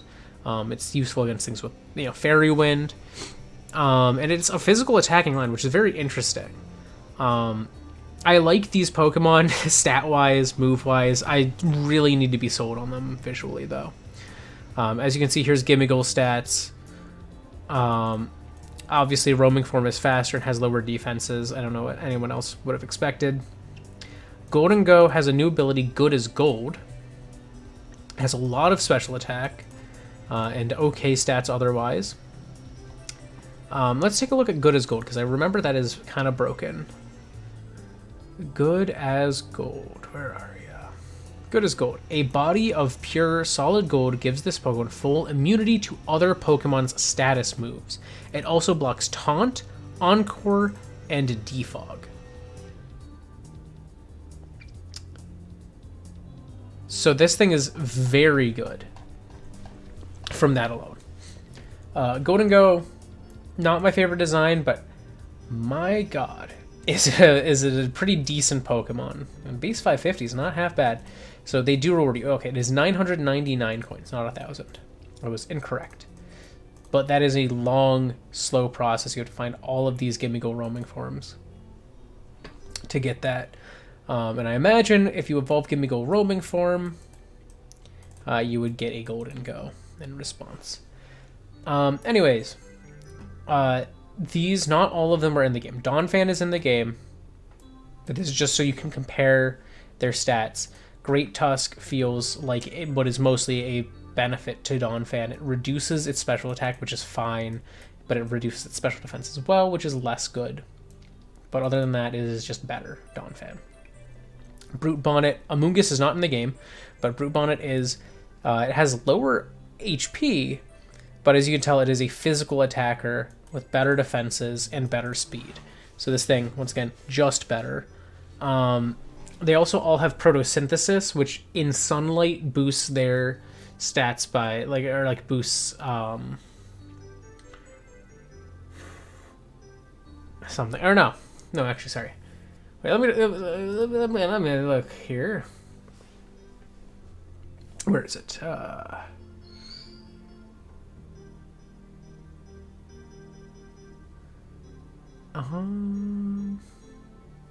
Oh, here it is. Photosynthesis. Boost the Pokemon's most proficient stat in harsh sunlight. So whatever your highest status will go up. Or if the Pokemon is holding booster energy, which is a held item that you can hold. So as long as the sun is active, or if you have booster energy, and it only does it once, booster energy will not activate while sun is active, and it is a 1.5 times boost to your highest stat. So it's basically one up in your stat. And it's the same way for the other one except on electric terrain. So they actually don't cancel each other out, which I like. It's kind of like Groudon Kyogre, but without fighting each other off. And I think that's really cool. Terrain wars and weather wars are kind of a thing of the past with these ones. And that's neat. As you can see, Sandy Shocks is still better than Magnezone.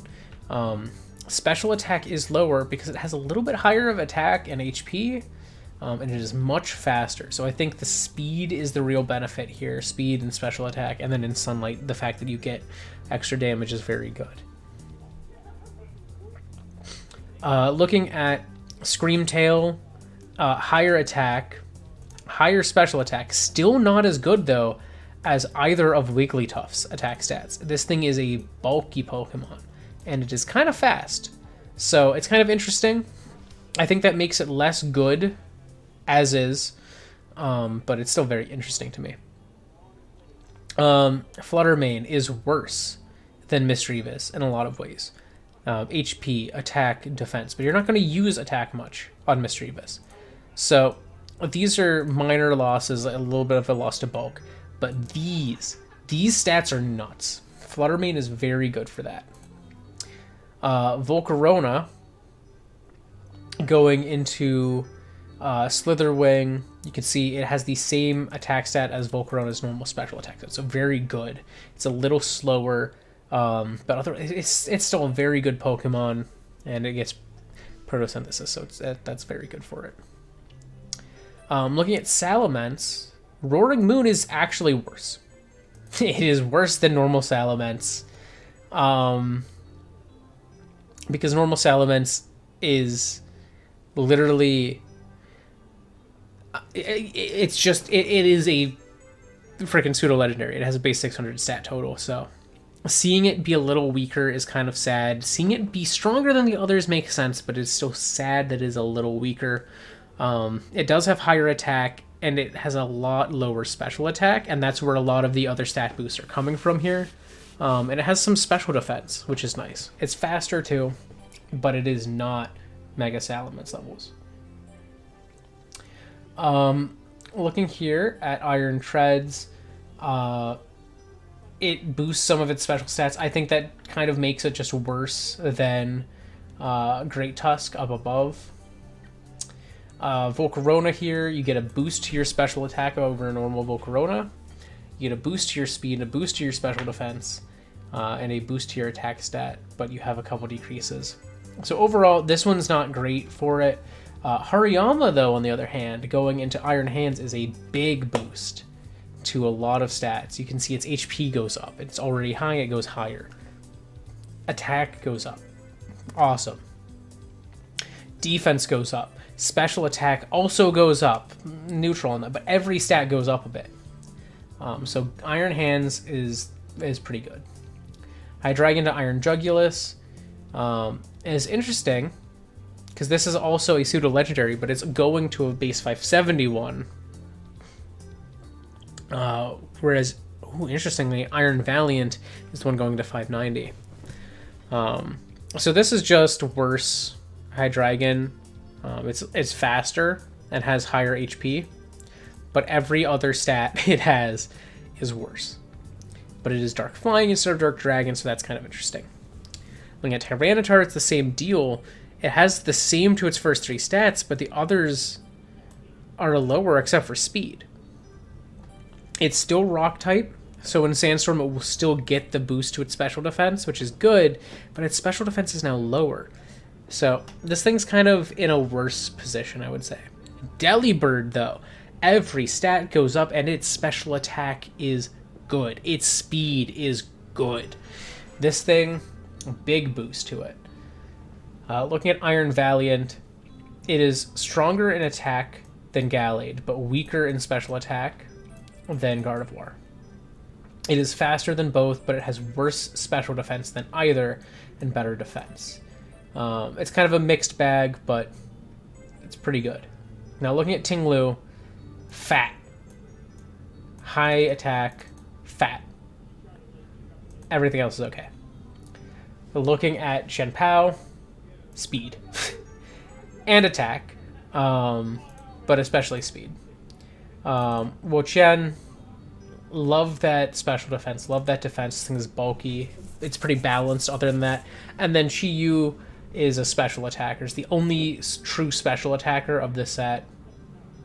Well, there are 2 physical attackers, so it makes sense to have one that's above 100 special attacker wise. And I think it's cool that it's a fire type fish. Looking at Koraidon and Miraidon, Orichalcum Pulse and Hadron Engine, they set up Sunny Day and they set up Electric Terrain. They're, obviously physical special versions of each other. Now looking at Tinkatink through Tinkaton,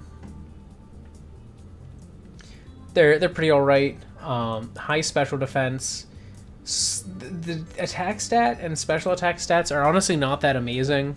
I was expecting at least the attack stat to be pretty good, but it's actually not. It's mostly bulky, so it is what it is, though. Looking at Armarouge, it is a special attacker, as we've seen in the trailer where, it makes cannon, and Ceruledge is a physical attacker. They are physical and special versions of each other, with Armarouge having higher HP and Ceruledge having higher speed. Neither of them are particularly fast, but they do what they do. Here we have ones, Tentacool and Tentacruel are not in the game right now. But as you can see, their stats are the same as Toedscool and Toedscruel, who also get the ability Mycelium Might. And Mycelium Might is interesting. It makes it so that you are guaranteed to be able to use your status move. It has guaranteed accuracy, but you always go last using a status move. I'm going to have to see what status moves they get to see if that's worth it. But it is possible that this is not a good ability. And that's okay. But we'll see. I'm curious to see how people use it. I suppose we'll find out. Bisharp and Kingambit. Kingambit is better, obviously. It has higher attack and defense and HP.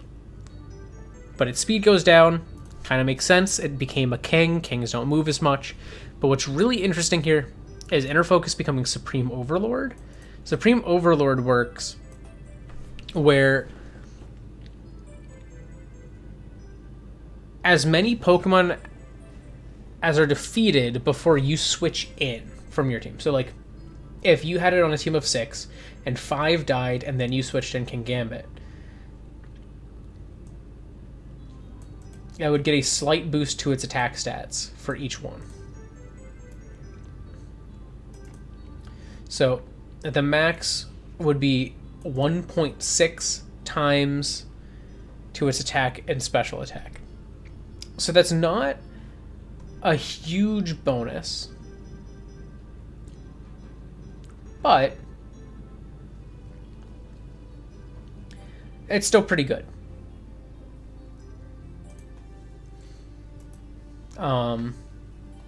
It makes it pretty pretty strong damage that it can deal.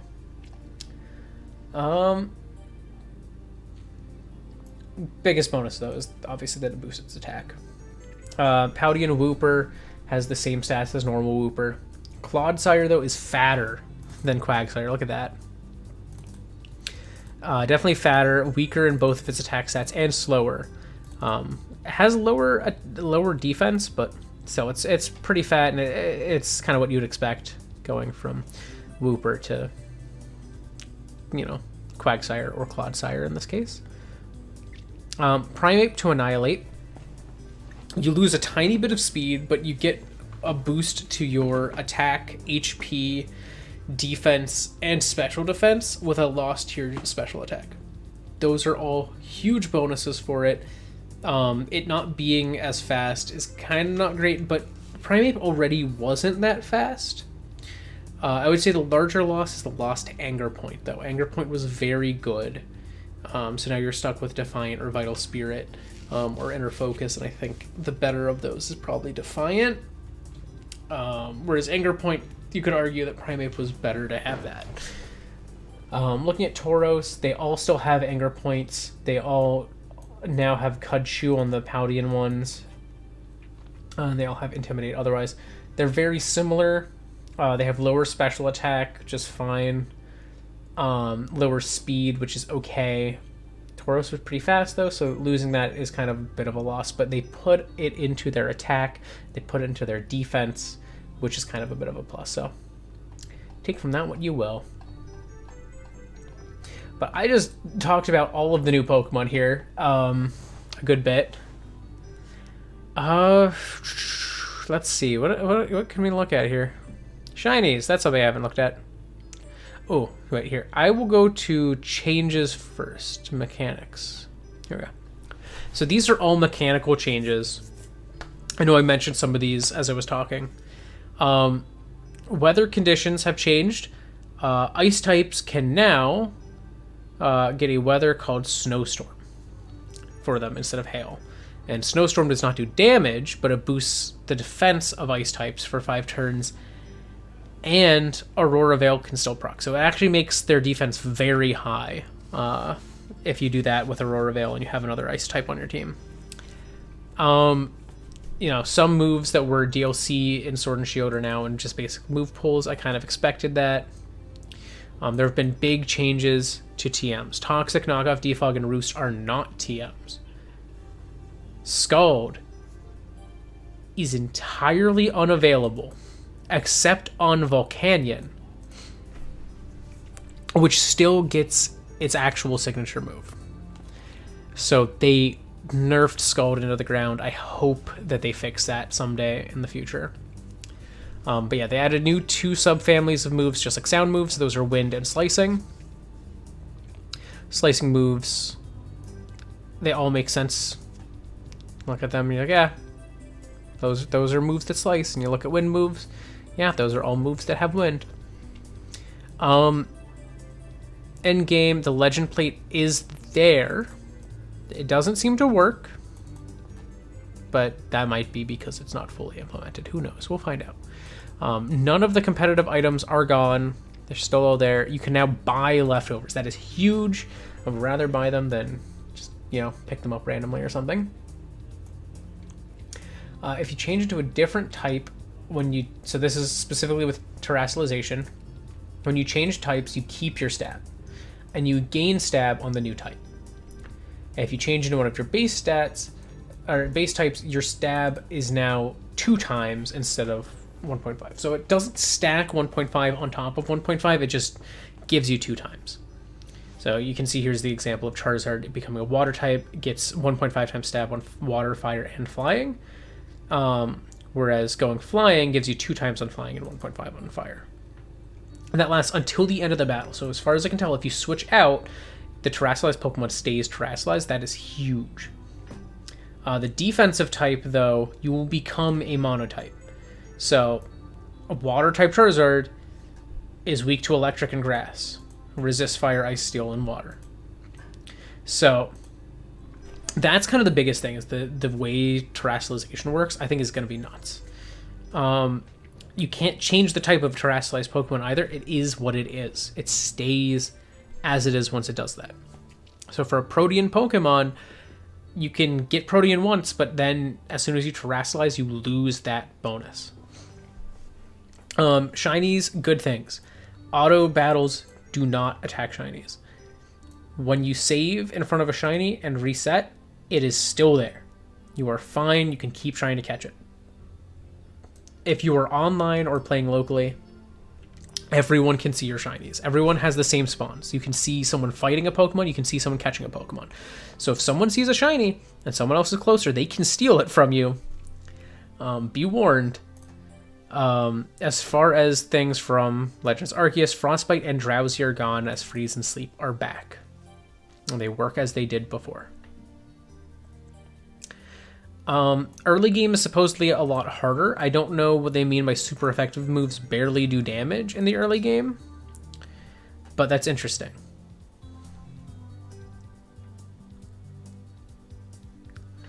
Online, the timer is still 20 minutes. I will say that is probably better than it was in Sword and Shield because the moves are a lot faster now. You don't have Dynamax getting in the way of that timer. You don't have Dynamax moves getting in the way of that timer. All of those big over-the-top things are gone. So everything should be easier to fit in 20 minutes, though obviously I would still prefer it to be longer. Zorua and Zoroark can be disguised as other Pokemon. Ditto is also disguised as other Pokemon. You can find them in the overworld. It's like Pokemon Go now, from what I understand, which is kind of cool.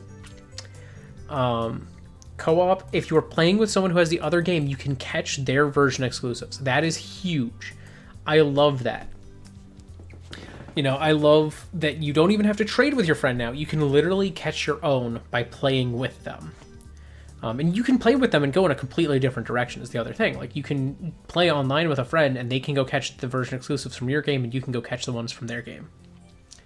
I imagine that doesn't work for story-based exclusives. Like, I don't think you would be able to catch, like, Great Tusk and Violet by playing with a friend like that. Egg hatching is fast now, which is good, but breeding is very different. If you have two compatible Pokemon in your team and you start a picnic, they will automatically generate eggs, and you can boost that rate with sandwiches.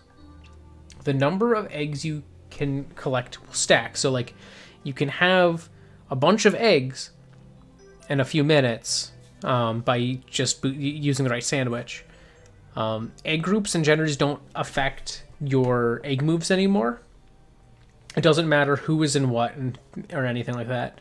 If you give a mirror herb to the Pokemon that is receiving the egg move and the egg comes out, you will get that egg move. And eggs that are not hatched can also pass egg moves if you have them in your party.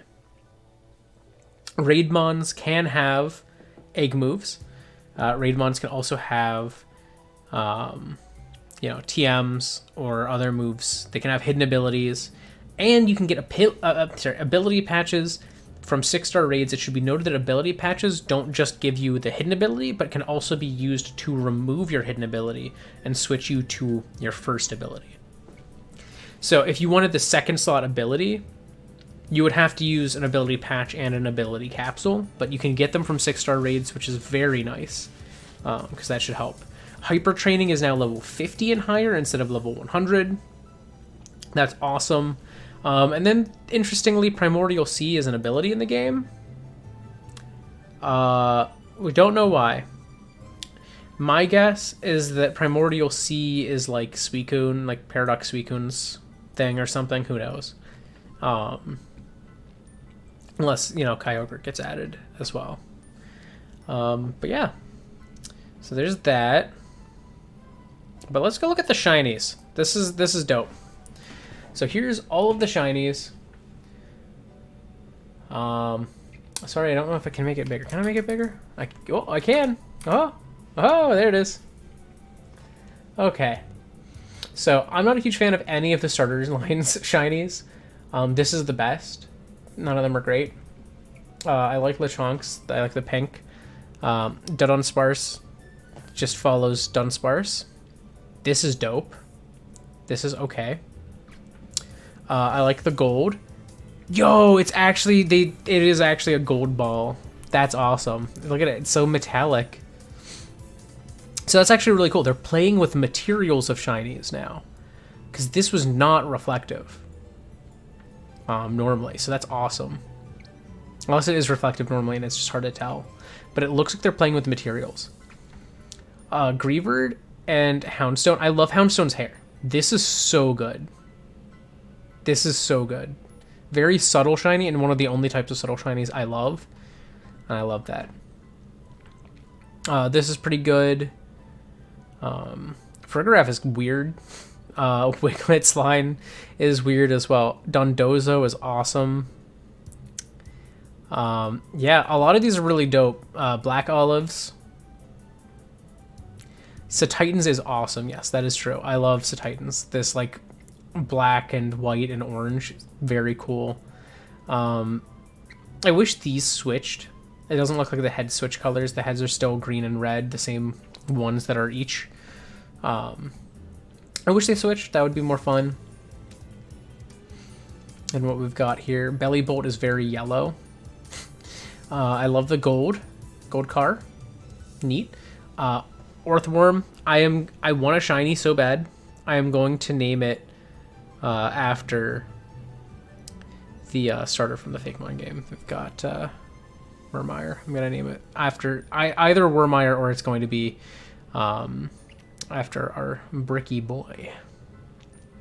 But Mousehold's line, it just like beige instead of like bluish. These look dope. Or sorry, not dope. These look kind of lame. They look dopey. I don't like this color for them. I can't really tell what the difference is on this one. It has multiple colors already, so I don't know. Maybe it'll be clear on another color or something, or maybe it just switches something. But it's kind of hard for me to tell. But yeah, you can see here, this is literally Joy Boozaru and Boogaru's like color schemes pretty much. Cyclozar here's good. Watchroll, Watchroll are okay. I can't really tell what is different here. Maybe the eye color and the beaks. Squawkabilly gets a pink tuft. That's okay. This is still just a flamingo. Cloth is awesome. Sandstone. Blue. I do like this shade. I think this is very pretty. Strudel line. Graphite. It's okay. I'm not a huge fan. I like the pink eyes on Strudel. I don't like the like weird lavender eyes on Graphite. These two are okay. They don't look as good. I prefer the normals. Purplish, I guess. These look like actual tumbleweeds a little more. That's fine with me. I don't know what Golden Go's thing is. And I don't know what Gimmighoul's thing is. They're very, very similar. Looking at these, though, the Paradox Pokemon are awesome. Look at that. That is an awesome set of shinies. These ones are less awesome. They just become white. Though this on Tyranitar, sick. Sick. I love that. Koraidon and Miraidon are both awesome. These guys just get rusty. Okay. I like the white mushroom and the black mushroom. I love these legs. Here, these are awesome. These are also very similar. The eye colors, I guess, changed. Not enough for me. This could be better. I wish it was a little stronger, but this just becoming purple is okay. Not as good. This is basically Wooper. Like, this is basically normal Wooper almost. This is not basically Quagsire. I would have preferred like a full swap. Okay. Continues from where it was. Makes sense. I don't see it. Where's the difference? Did it become lighter gray? Maybe? Oh, apparently Mousehold can have 2 baby or 1 baby. Interesting. Did it unsparse with 3 segments, still pink, and yeah, all those walkabillies. This is sick, though. These two are sick. This especially, the blue flame, I love that.